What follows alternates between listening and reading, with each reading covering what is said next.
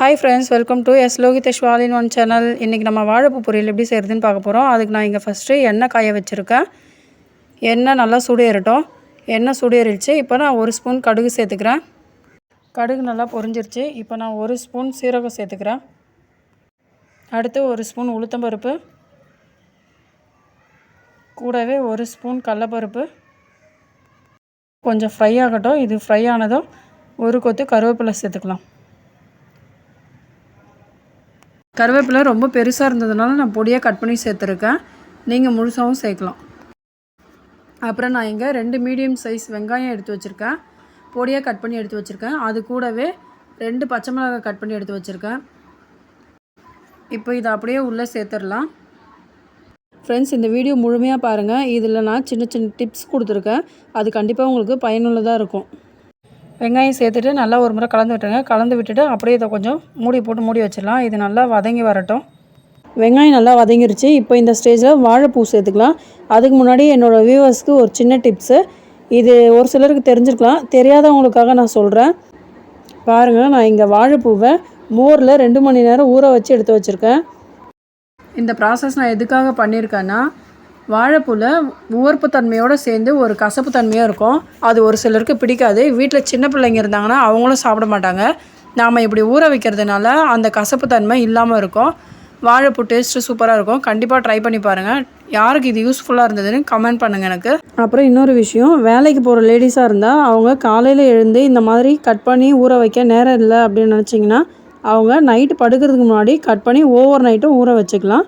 காலையில் எழுந்து அப்படியே எடுத்து செய்யலாம். பாருங்கள், இப்போ இந்த வாழைப்பூவை மோர்லேருந்து நல்லா பிழிஞ்சு எடுத்து வெங்காயத்தோடு சேர்த்துக்கலாம். அப்புறம் மோர் இல்லைன்னா தயிரில் கூட நம்ம தண்ணி ஊற்றி நல்லா உப்பு போட்டு அடிச்சுட்டு அதுலேயும் கூட வாழைப்பூவை ஊற வச்சு எடுத்துக்கலாம். வாழைப்பூ மொத்தத்தையும் சேர்த்தாச்சு. இப்போ இதில் கொஞ்சமாக உப்பு சேர்த்துக்கலாம். நம்ம மோரில் ஏற்கனவே உப்பு போட்டிருக்கிறதுனால உப்பு கொஞ்சமாகவே சேர்த்துக்கோங்க. ஏன்னா மோர்லேயும் உப்பு இருக்கும். அதுக்கப்புறம் தேவைப்பட்டால் பார்த்துட்டு சேர்த்துக்கலாம். இப்போ இதை நல்லா கலந்து விட்டுடலாம். இதை சிம்லேயே வச்சு நல்லா நடுவில் எடுத்து கலந்து விட்டுக்கோங்க. ஓகே, நல்லா கலந்து விட்டாச்சு. இப்போ இதை மூடி போட்டு மூடி வச்சுக்கலாம். இது வேகிறதுக்கு ஒரு 10 நிமிஷம் போல் ஆகும். 10 நிமிஷம் ஆகிருச்சு. இப்போ ஓப்பன் பண்ணி பார்க்கலாம். வாழைப்பூ நல்லாவே வெந்திருக்கு. இப்போ நான் இங்கே வேக வச்ச பாசிப்பருப்பு 50 கிராம் அளவு எடுத்து வச்சுருக்கேன். இப்போ இதை நம்ம சேர்த்துக்கலாம். உள்ளே சேர்த்தாச்சு. இதை நல்லா கலந்து விட்டுடலாம்.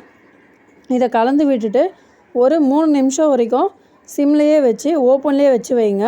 கொஞ்சமாக பெருங்காயத்தூள் போட்டுக்கலாம். பெருங்காயத்தூள் சேர்க்கறதுனால ஜீரணமாகிறதுக்கு ஈஸியாக இருக்கும். கண்டிப்பாக சேருங்க பெருங்காயத்தூளை. 3 நிமிஷம் ஆகிருச்சு. இப்போ நான் இங்கே 1 கைப்பிடி அளவு துருவன தேங்காய் எடுத்து வச்சுருக்கேன். இதையும் நான் உள்ளே சேர்த்துக்கிறேன்.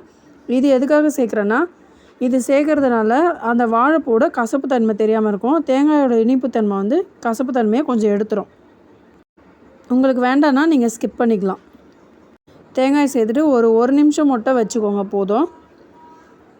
பாருங்கள், 1 நிமிஷம் ஆகிருச்சு. கடைசியாக கொஞ்சம் கருவேப்பிலை சேர்த்துக்கிறேன். இப்போ ஸ்டவ்வை ஆஃப் பண்ணிடலாம். பாருங்கள், சுவையான சூப்பரான கசப்பு தன்மை இல்லாத வாழைப்பூ பொரியல் ரெடி ஆயிடுச்சு. இந்த வீடியோ உங்களுக்கு பிடிச்சிருந்தால் லைக் பண்ணுங்கள். என்னோடய சேனலை சப்ஸ்கிரைப் பண்ணுங்கள். அது கூடவே பெல் ஐக்கான் கிளிக் பண்ணி வச்சுக்கோங்க. நான் போடுற வீடியோஸ் எல்லாம் உங்களுக்கு உடனே பார்க்கலாம். Thanks for watching. Bye bye.